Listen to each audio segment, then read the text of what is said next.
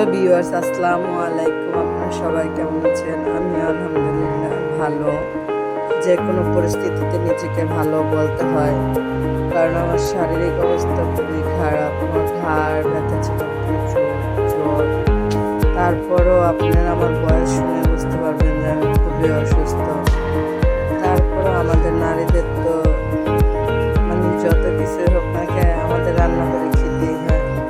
তো সকালে বাচ্চারা নিজেদের রুটিগুলি নিজেরাই ভাইজা খাইছে।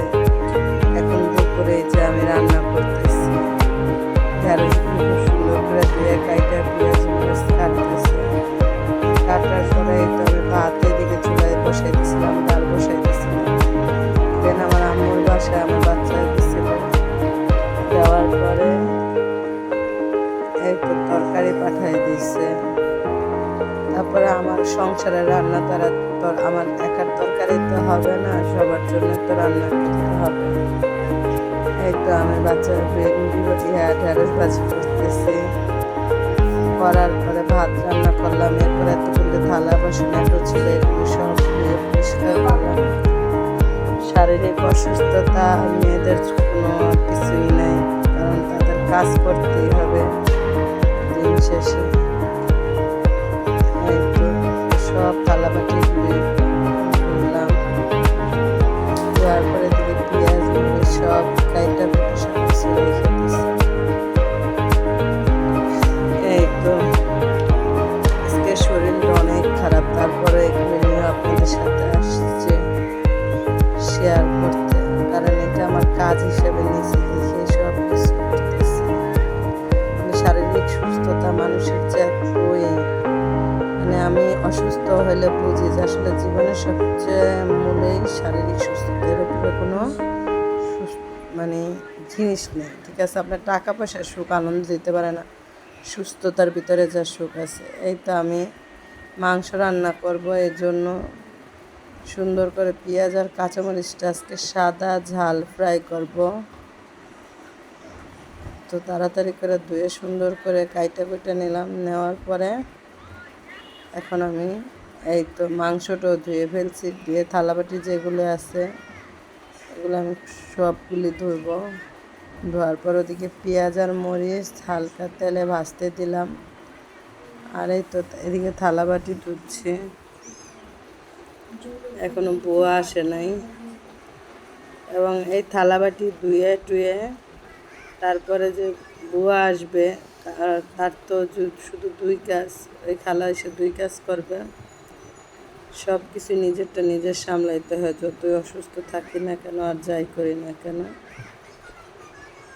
দেন এই তো আমি এদিকে কিছু ধোয়ার পরে দেখলাম আবার আমার পেঁয়াজটা হালকা লেগে যাচ্ছে। তো আমি সুন্দর করে আদা রসুন বাটা, জিরা বাটা এগুলো সব দিয়ে দিলাম। দিয়ে দেওয়ার পরে তারপর আমি মাংসগুলি এটা সুন্দরভাবে কষে নেব, কারণ আজকে তো আমি হলুদ আর মরিচ দিয়ে রান্না করব না। লবণ দিয়ে দিলাম পরিমাণ মতো। দেওয়ার পরে আমি ধুয়ে রাখা মাংসগুলি দিয়ে দিব। এই তো আমি মাংসগুলি দিয়ে দিচ্ছি। এটা হলো সাদা ঝাল রান্না করে, এই মাংসটা আমার কাছে খুব ভালো লাগে। এটার সাথে যদি ডাল হয় আর এটা ভাজা ভাজা করলেও খাওয়া যায়। আমরা এটা অনেক সময় তেলেও ভিজাই, তেলে ভিজাইলে এখন অনেক সময় তেলেও ভিজাইছিলাম এই বছর, কিন্তু এটা শেষ হয়ে গেছে। দেন এখন এইটা এভাবে করে খাইতে ইচ্ছা করতেছে ডাল দিয়ে। আর এদিকে এই যে ভেন্ডি ভাজি হালকা একটু কিন্তু লেগে গেছে, আর লেগে গেছে এটা বলতে পারবেন না যে আমি হয়তো রান্না ব্যাখ্যালিভাবে করছি, এই জন্য না, কারণ আমার হালকা পুরা পুরা করল্লা ভাজি ভেন্ডি ভাজি আমার খুব ভালো লাগে, এই জন্য আমি এই ভাজিটা করছি। এই তো ফিল্টার দিয়ে দিলাম, দেখেন আমার ভাজিটা কেমন হলো। ভেন্ডি ভাজি আমার ভালো লাগে, আমার বাচ্চারাও ভেন্ডি ভাজি খুব পছন্দ করে। আর নিজের কাছে ভেন্ডি ভাজি ভালো লাগে। করল্লা ভাজি তো কোনো কথাই নেই, অনেক ভালো লাগতো, কিন্তু বিয়ের আগে কখনো খাইনি। এই তো এখন আমার মাংসটা থেকে দেখছেন পানি নিজে ঢাইকা দিছিলাম, এতে পানি উঠছে। পানি ওঠার পর আস্তে আস্তে আমার মাংসের কালারটাই চেঞ্জ হয়ে যাইতেছে। ঠিক আছে।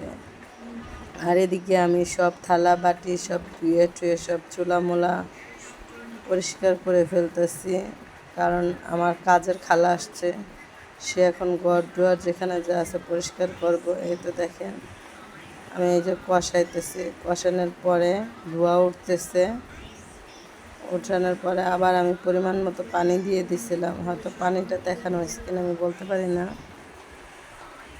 তারপরে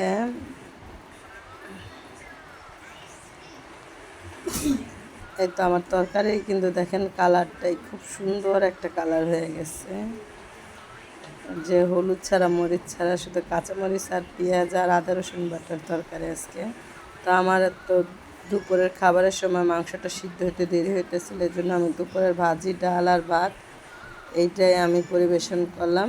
দেন রাত্রে তোমাদের সাথে শেয়ার করব মাংস ভাত আর রাত্রেটা।